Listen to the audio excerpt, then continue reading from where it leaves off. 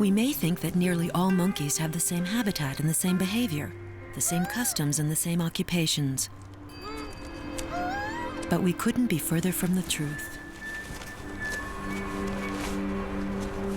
The reality is very different depending on their environment and whether they are solitary or sociable.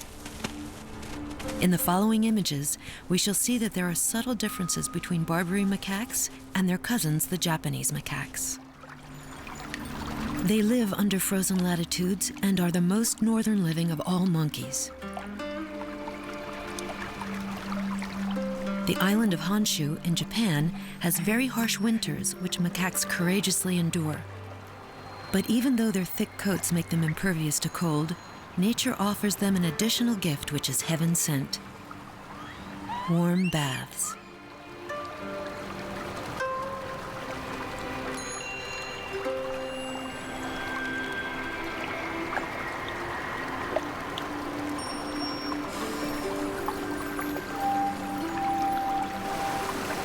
The monkeys spend hours in these natural hot springs. They not only warm up in the 60°C water, but also share convivial moments together. Bathing provides a perfect place for being sociable and for grooming one another at leisure.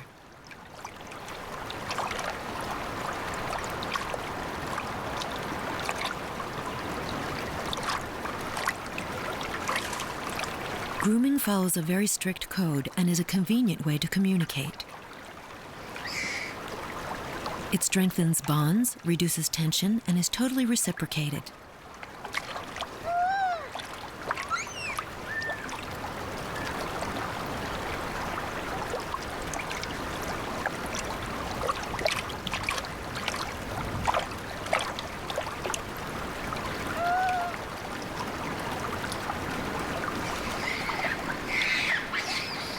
Look at the monkey engaged in grooming. Notice how focused and thorough he is. It must be said that this kind of tactile talk is a primary ritual in the social life of many primates.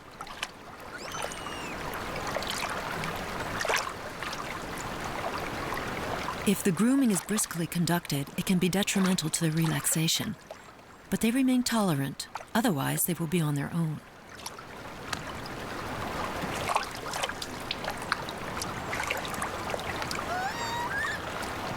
Self-grooming is clearly not as enjoyable.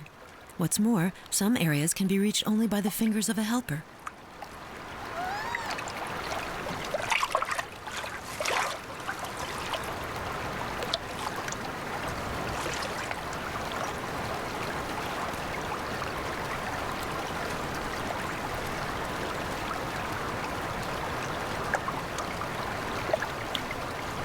These Japanese macaques, also called snow monkeys, live in small communities of 30 to 50 members. Among the adult males, there is a clear hierarchy, established not through fighting, as with other Old World monkeys, but gradually through games and peaceful activities. The main responsibilities of dominant males are leading the group, settling disputes, and chasing off potential enemies.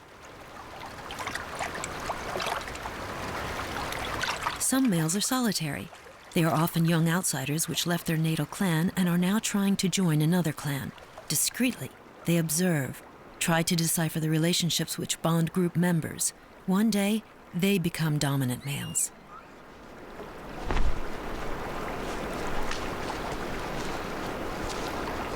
Most of the time, it's in the interest of males to be tender in order to maintain special relationships with females.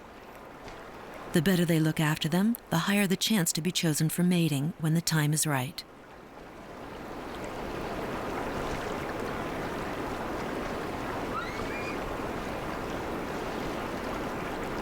This obsession for grooming has a significant extra benefit for Japanese macaques. Proteins in lice and other parasites complement the very poor winter diet.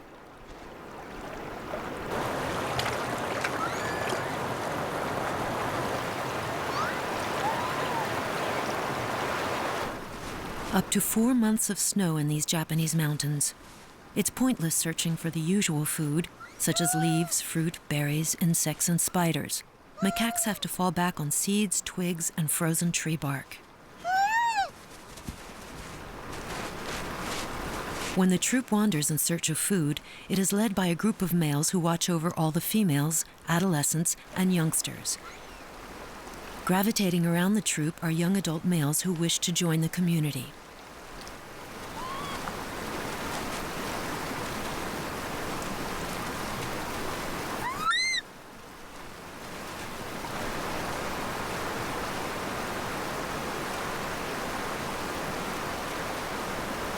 If the snow can be scraped away to find food, it can also be played with. Macaques living in another part of Japan have learned, maybe by observing humans, to make snowballs that they throw or push along. The game has been transmitted from generation to generation in that community to the amazement of scientists.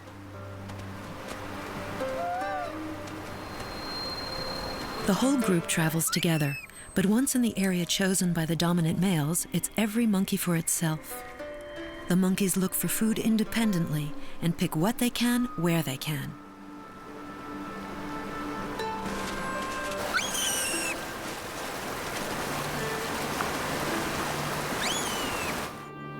Macaques must wander in search of food and scrape the ground.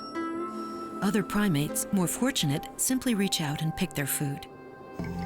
Such as the orangutan. Those large arboreal apes greatly resemble humans and are actually known in their homeland as men of the forest.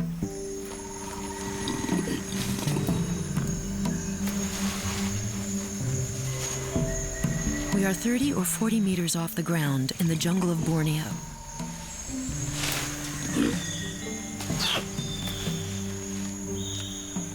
Trapeze artist, gymnast, acrobat? What word best describes the orangutan swinging within the foliage? And where does such skill come from? First of all, from his highly flexible arms, which are longer than his legs. The orangutan uses his weight to flex the trunks and branches in the desired direction. He is sure of his grasp, and throughout his life performs these high-flying swings. Furthermore, he has a good knowledge of the forest.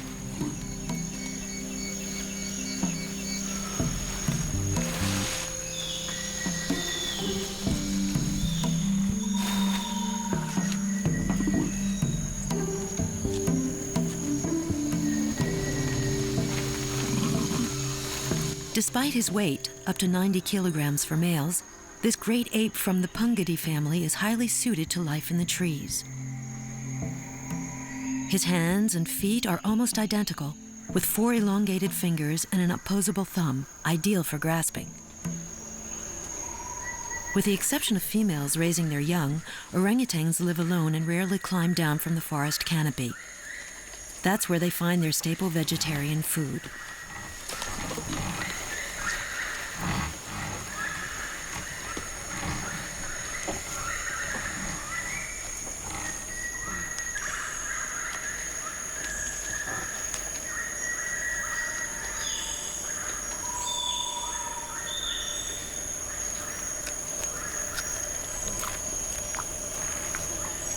Orangutans are big eaters, and this partially explains their solitary life.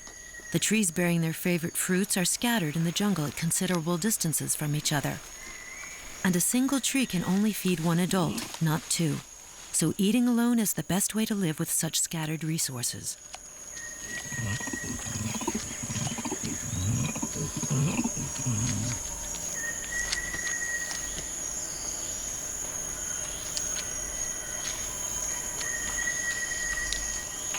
The only reasons for coming down to the ground are to satisfy a sudden curiosity, pick up some appealing food, or sometimes settle a dispute. Whatever the purpose, these visits are as short as possible.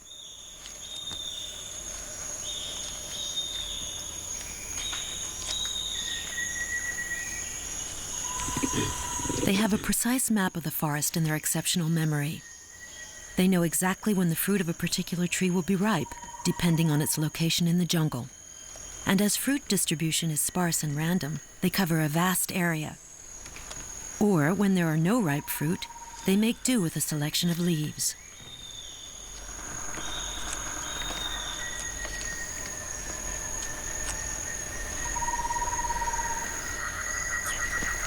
Leaves are rather tough to chew. This is one of the reasons why orangutans lick their fur to collect sweat or moisture. The vegetable pulp is then easier to swallow.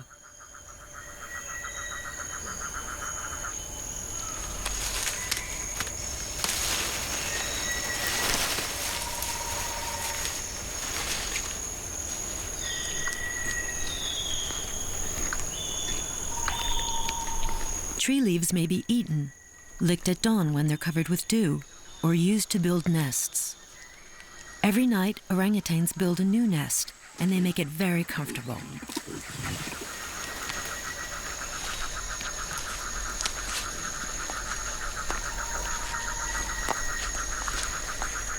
They spend their time always with the same lethargy, either chewing plants or traveling through the forest canopy in search of their favorite trees.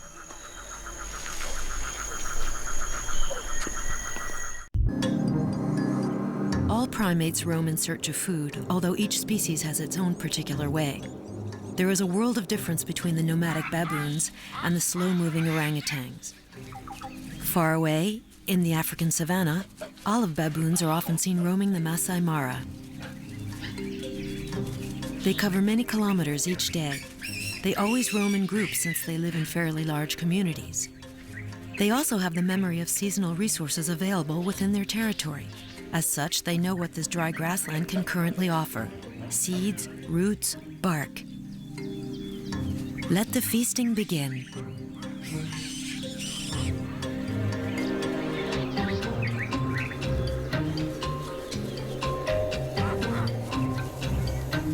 For baby baboons, foraging for food has two drawbacks. It disrupts their ride and monopolizes the attention of their mother.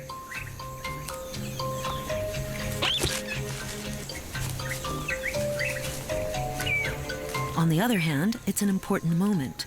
By imitating their mothers, babies learn their ABC, which plants to choose, when and how to eat, etc.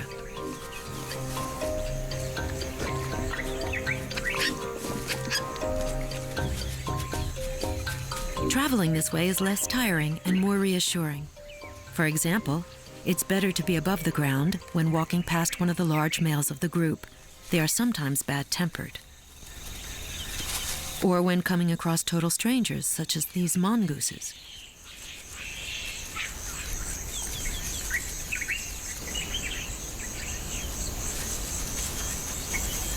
Olive baboons are known for being gregarious. They maintain genuine friendships that are reflected in their behavior. By far, the best initial approach is grooming.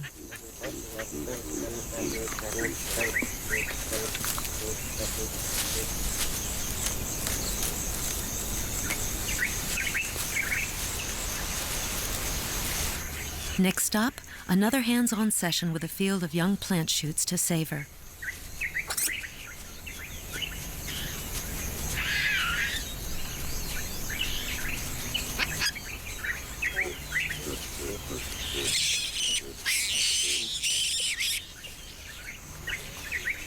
As if botany was not enough, an infant also has to learn about insects, lizards, and small mammals which contribute to the baboon's omnivorous diet. What a headache. Suckling was such child's play in comparison.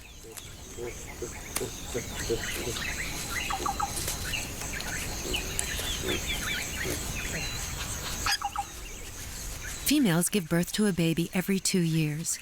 The baby is the center of their attention. All the adults look after it, protect it, and pamper it.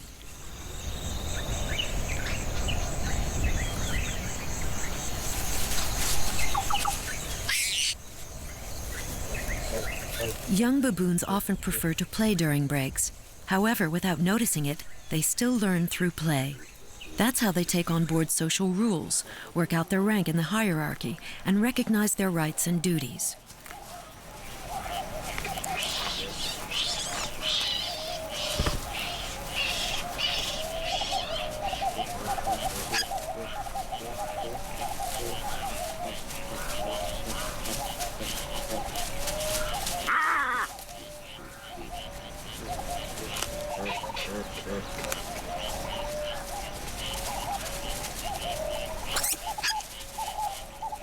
With its complex network of relationships, the baboon society requires a precise and sophisticated communication system, which novices find difficult to decipher.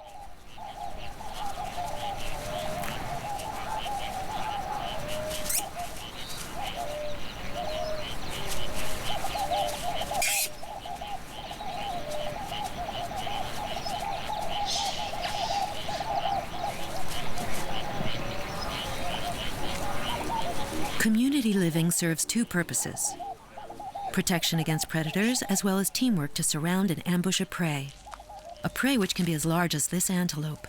However, this catch is now selfishly guarded by one of the dominant males.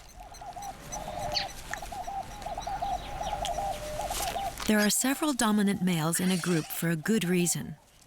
Filiation among baboons is matrilineal, meaning that young females remain with their mothers into adulthood, whereas males leave once they reach adolescence. As a result, there are so many females in the group that one male could not oust all the rivals on his own and look after the young.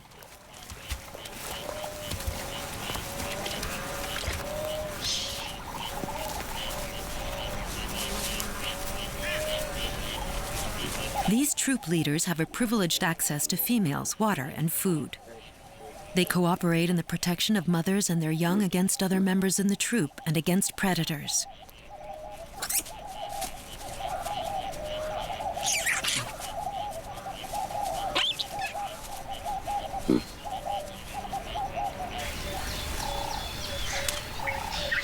A member of the troop discovers a tree crammed with fruit, which triggers the baboon's gregarious reflex.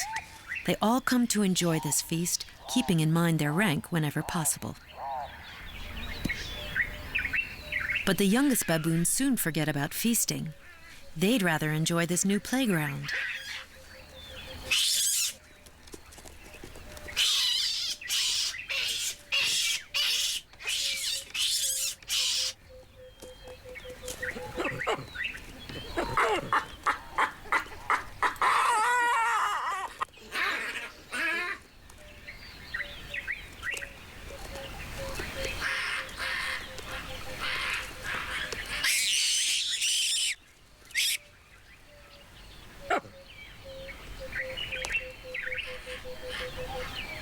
All the adolescents and infants of the large Old World monkey family engage in these acrobatic games with the same enthusiasm. Let's have a look at another example. These monkeys from the forests of Morocco live in large numbers. They are known as Barbary macaques. Like baboons, they are organized in communities and enjoy an intense and harmonious social life, but with its share of daily conflicts.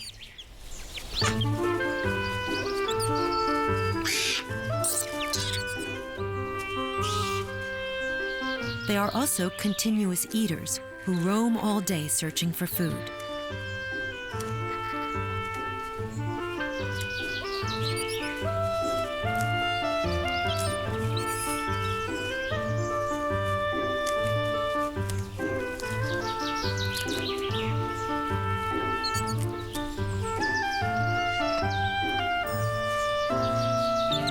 In macaques, even more than in baboons, an infant enjoys constant attention from its mother. It even acts as a magnet for all members of the group, whether young or old, male or female. This makes it a cute little tyrant.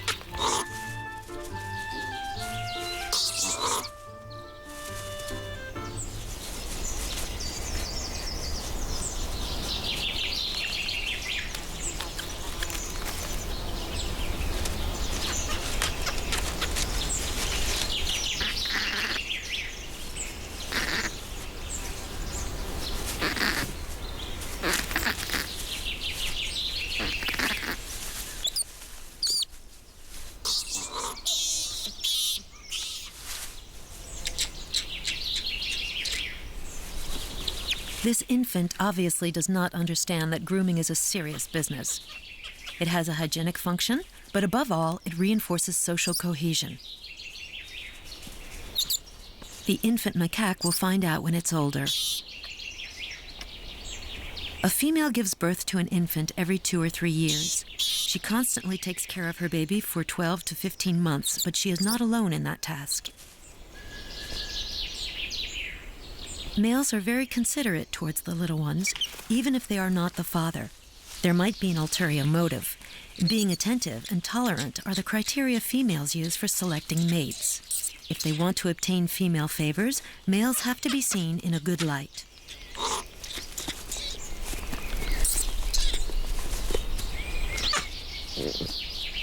Female macaques maintain friendly relations with other females, often their kin, also with the males who help care for their offspring. Friendship is constantly displayed in grooming and many signs of tenderness.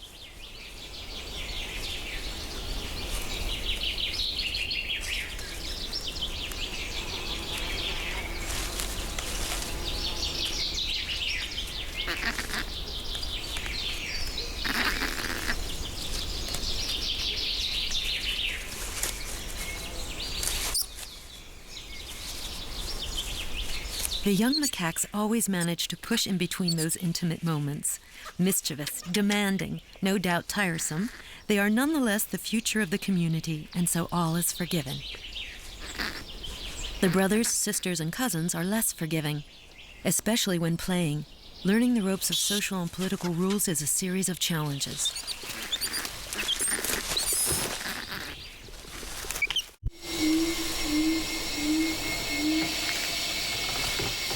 Spending days in the trees is the bulk of the training the orangutan receives to become adult.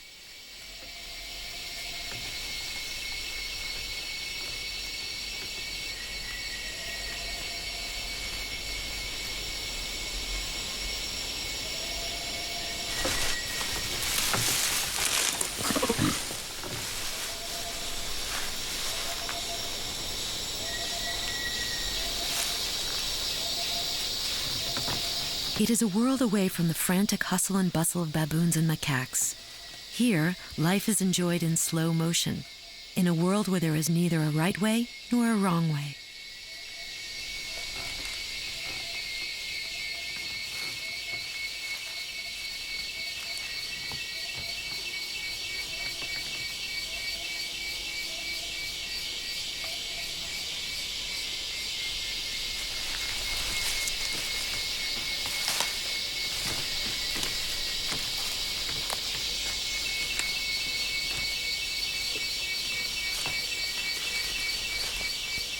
An opposable thumb and 4 long fingers acting as hooks explain the ability of orangutans to serenely hang on with one hand.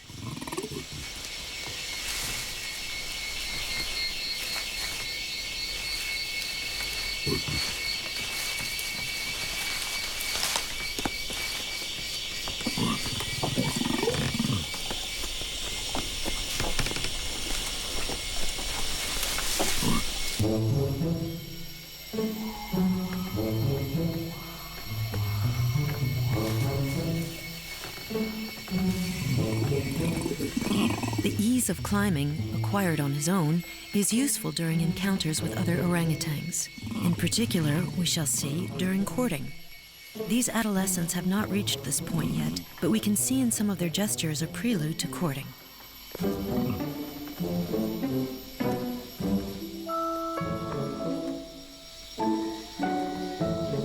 Just above the young male is a young female.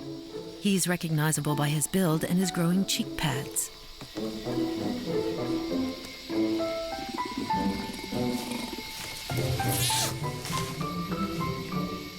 We don't know the rules governing their fun and games, but we can guess that, like all games, they bring their fair share of disagreements and squabbles.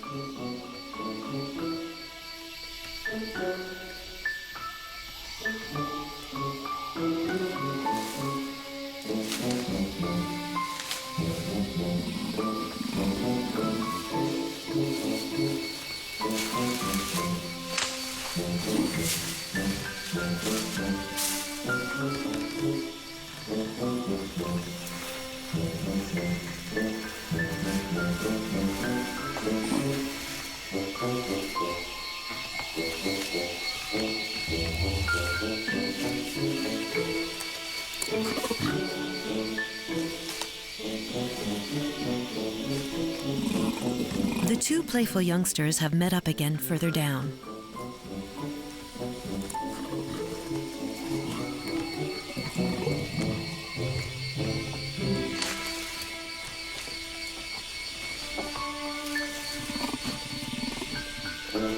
Relaxing break, monkey trick, or acrobatic competition? For us, many interpretations are possible. As for the trapeze artists, they must wonder what is the meaning of the facial expressions of the female observing them from the branch opposite. Is it hostility or friendliness? It doesn't matter anyway. Their performance is far from finished.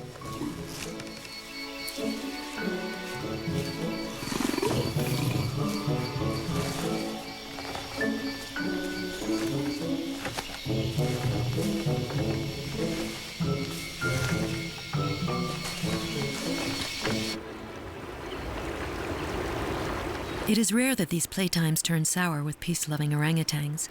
However, games degenerate almost every time with the baboons in Kenya.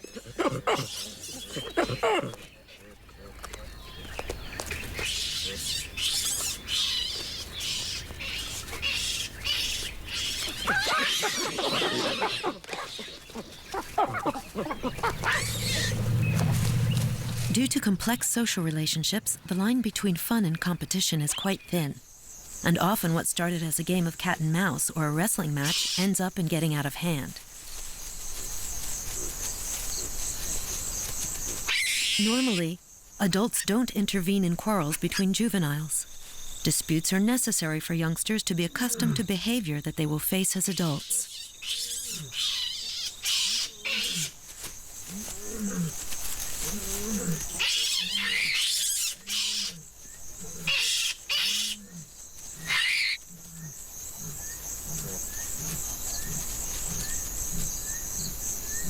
It looks like the tension generated by these squabbles is contagious, as some adult males begin to get agitated.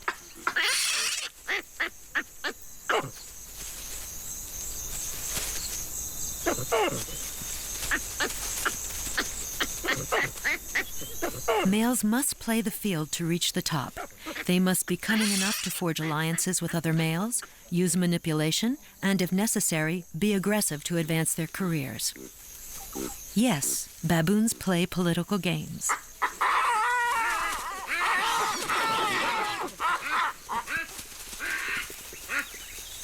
Sometimes arguments also break out between females, even if females' hierarchy is better defined than the males.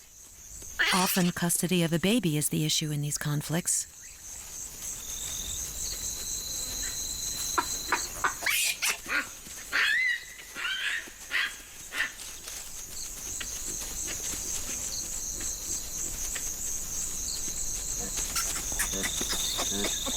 Once at the top of the social ladder, a dominant male possesses all of the advantages of his status. Plenty of food and lots of females. Also, other males and females at hand to groom and pamper him. In return, he protects the young in the troop. This complex network of arrangements, friendships, and power struggles demands a sophisticated communication system of calls, facial expressions, postures, and gestures, such as this one, known as presenting.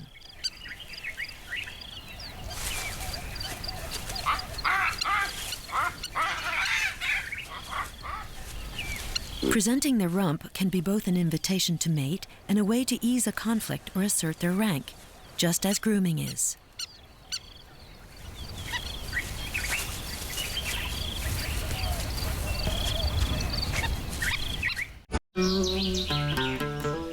The indisputable grooming champions are the Barbary macaques. All combinations and styles are possible as long as one observes the rules of sharing and reciprocity.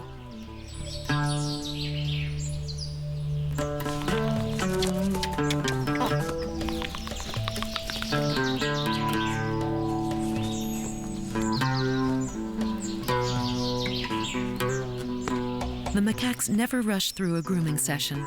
They are most conscientious about it.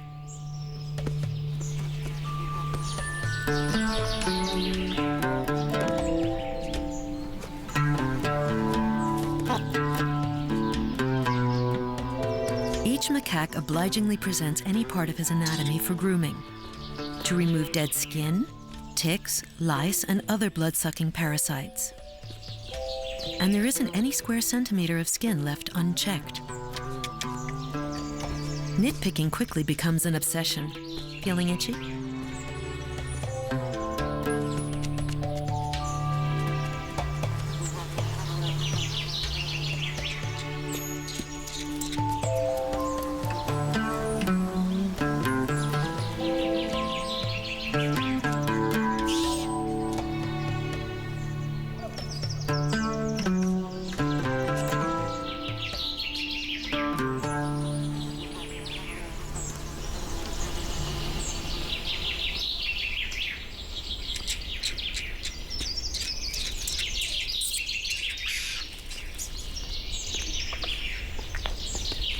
Not only grooming reinforces social bonding, but indirectly it even encourages fertility.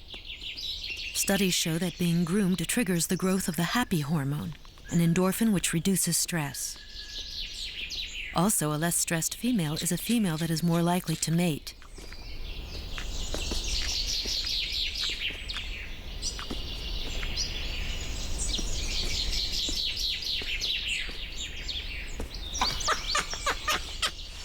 Macaque males, more than any other monkeys, deeply care for the babies in the troop.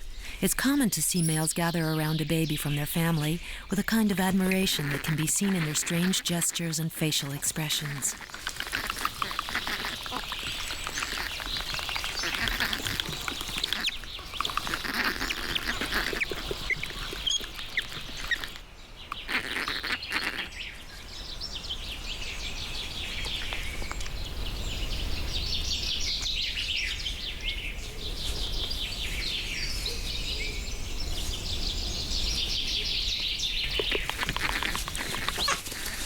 Another situation. This time there is no kinship between the infant and the adults. Those two are at loggerheads. And this infant will be the peacemaker. Thanks to the infant, the conflict has been diffused.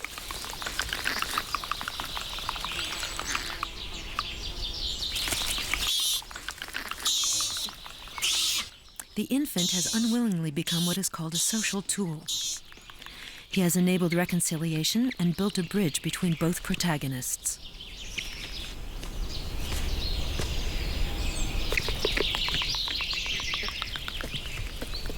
The young macaque is really a unique individual. The infant has been so from the first few days of his life. To be able to identify the infant, members of the troop sniff him from head to toe, building a scent-based identity card.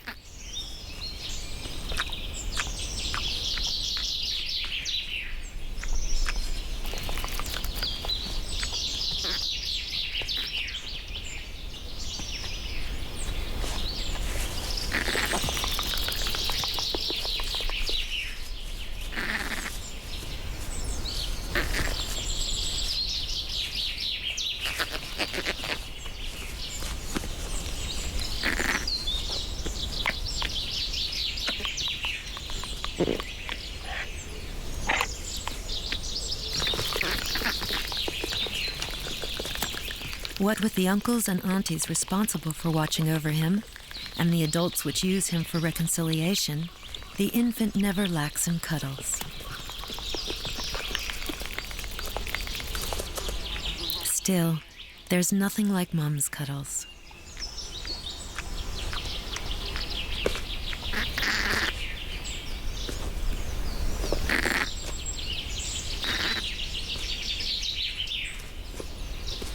Breastfeeding for 2 months is the rule.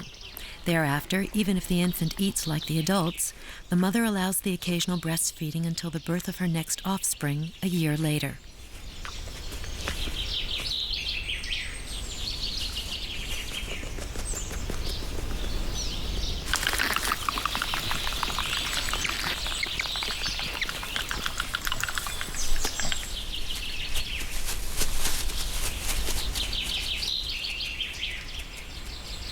In macaques, and Old World monkeys in general, the mother-infant pair is never on its own. The whole group acts as parents and jealously watches over him like a precious treasure.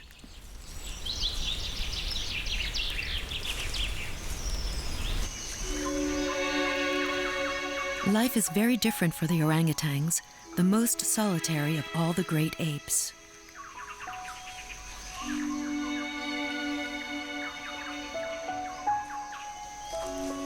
There is no room for anybody else between a mother and her baby.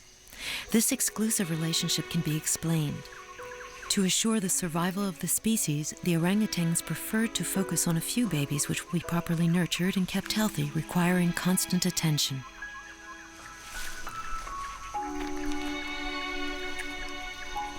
At birth, a baby weighs about 1.5 kilograms, doubles its weight in 6 months, and reaches 7 kilograms by his first birthday.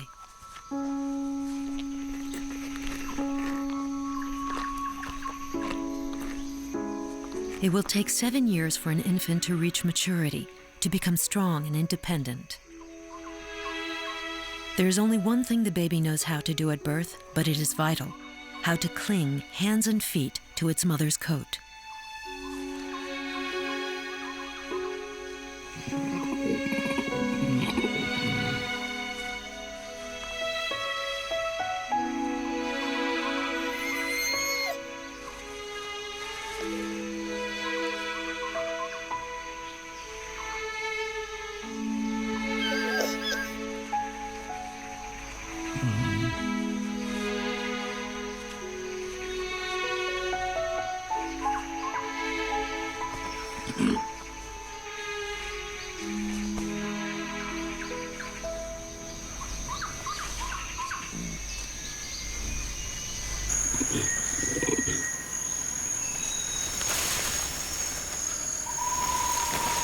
Baby orangutans first discover the laws of balance while riding on their mothers during the long journeys through the forest. As long as they cling to their mother's coat, everything will be all right.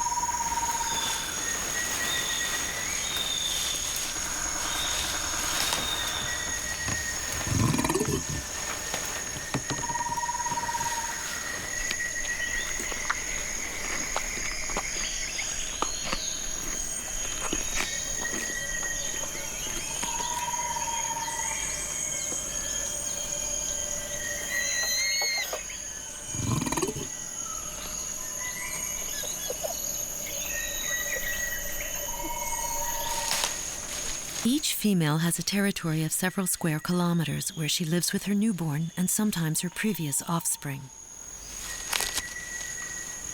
Meetings are rare and end after a few facial expressions of fear.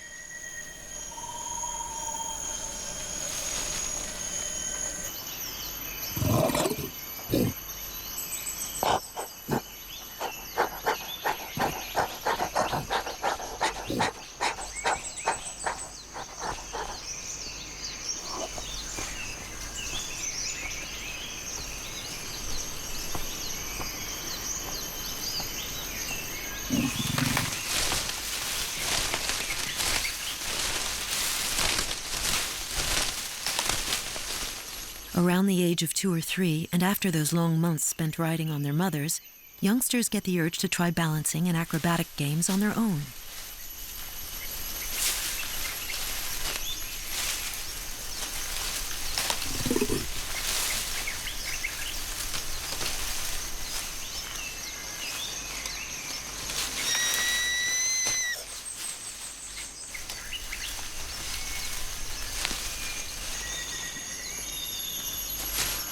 However, it is forbidden to jump off mother when traveling on the ground.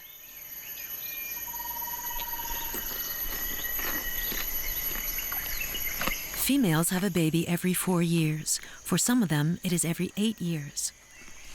Babies are often conceived during years when there is an abundance of fruits, which ensure good pregnancies and sufficient lactation for 3 years. And always enjoying the best position, the baby has plenty of time to learn how to select food.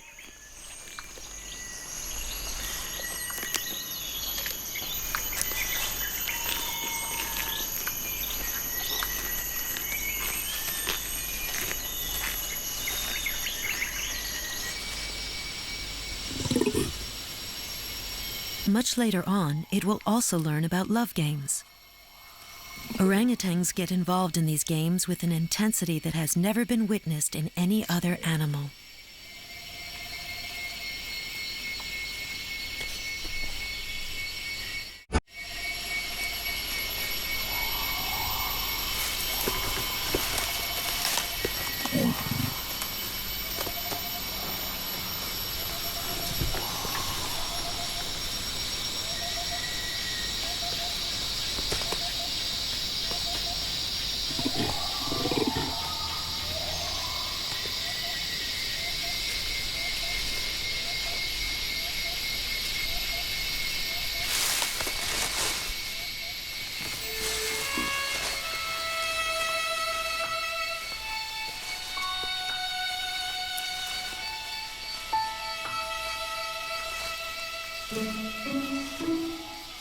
There is a true imagination in their erotic games, helped by an agility that makes every whim possible.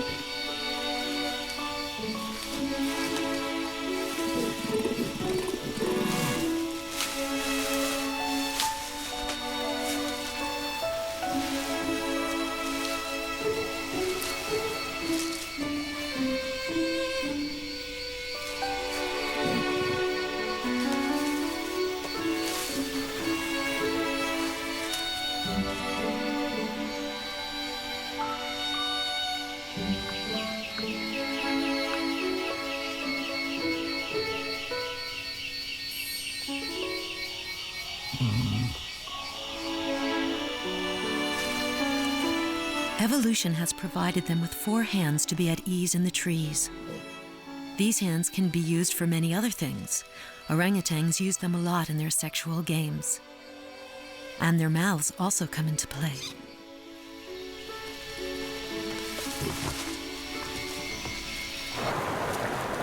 Japanese macaques keep their sensuality for bathing.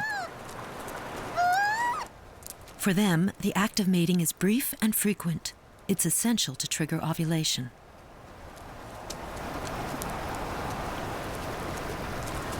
Anyway, preludes are less useful as the partners already know each other very well.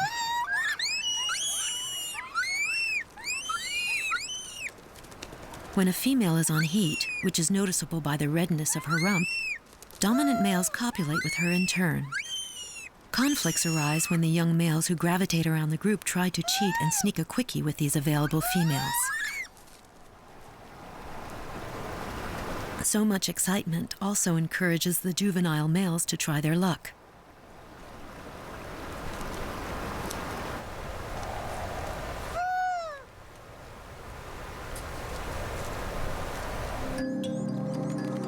The more complex the social interactions, the more difficult life becomes. Let's go back to the Masai Mara to look at the mating habits of baboons. They follow all sorts of rules that cannot be ignored. If a male has an eye on a female, he must first be appreciated as a companion for a certain amount of time.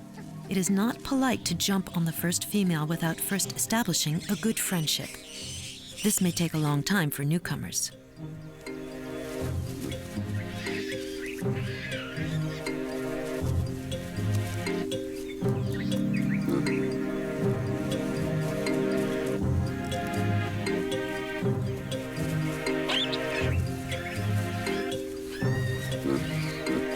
Once the male has demonstrated his desire and ability to become involved with the female and her offspring, she will give him preferential treatment when she is on heat. It is then easier for the male to seize an opportunity.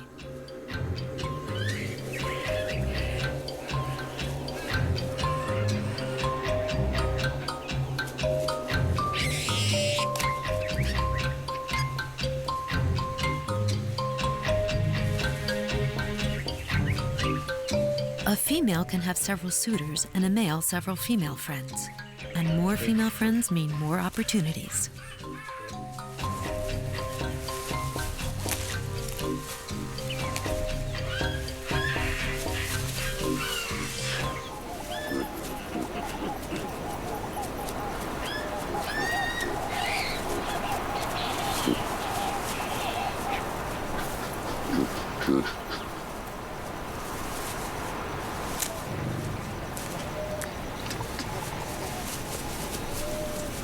Firmly established dominant males take a dim view of younger competitors.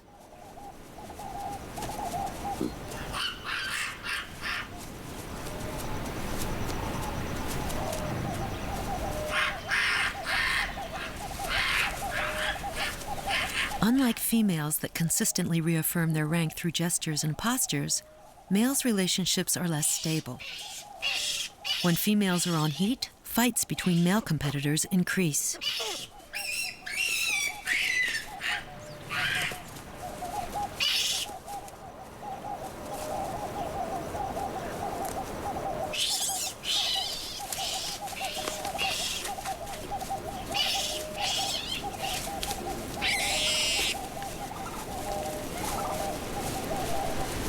This fighting has disorganized and unsettled the whole colony. Even the dominant males are worried that their group is scattered in every direction. The orangutans do not need such confrontation to ensure their future. Rivals do not need to fight that much. The male adult develops his influence adjacent to the territories of several females, and he impregnates them when he knows they are available. For the male, perpetuating the species is limited to that.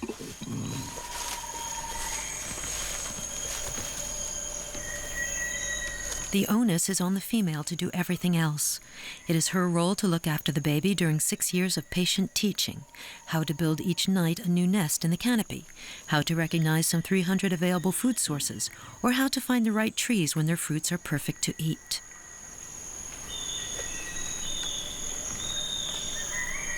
Orangutans are perfectly adapted to their environment. However, the latter is not as reliable as in the past. What will become of them when the terribly threatened forests of Borneo will disappear?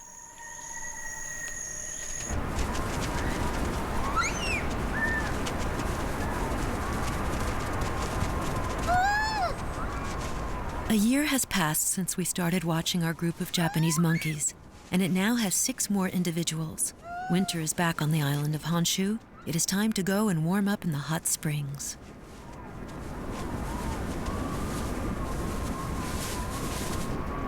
Adolescents are the only ones to welcome the return of the snow, which makes it difficult to find food for the whole group.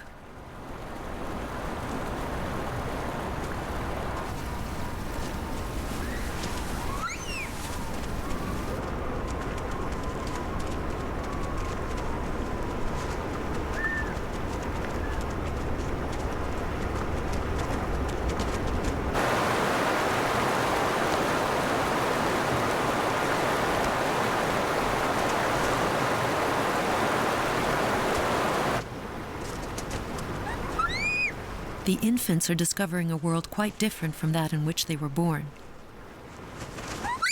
The white carpet seems so cold. Luckily, they don't have to put their feet on the ground.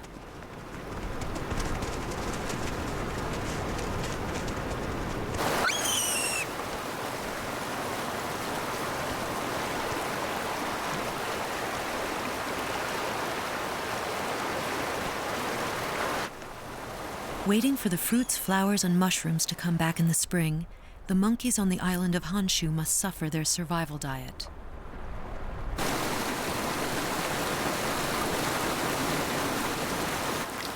Fortunately, the river which crosses this troop's territory hosts some shellfish that macaques will collect downstream in calmer waters.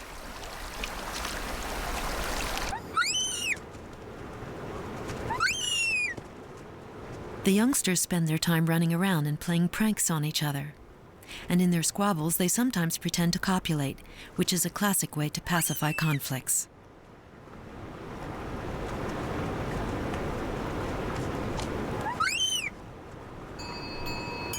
The contemplative expression of snow macaques and their long embraces sum up in just a few images our kinship with primates. 40 years ago, scientists in southern Japan stumbled upon a monkey washing his sweet potatoes in the ocean before eating them. The example was followed by other members of the troop and repeated over the years. The term animal culture was born, although it is still controversial because it implies a baffling notion.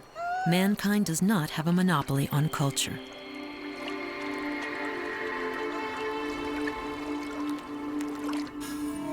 In light of the latest research, we discover that primates are no longer human caricatures, but full members of our family, with their specific attributes and their dignity. Incidentally, in Japan, people show a great deal of humility towards our close cousins. They are held in such high esteem that they are respectfully called Osaru-san, meaning Mr. Monkey.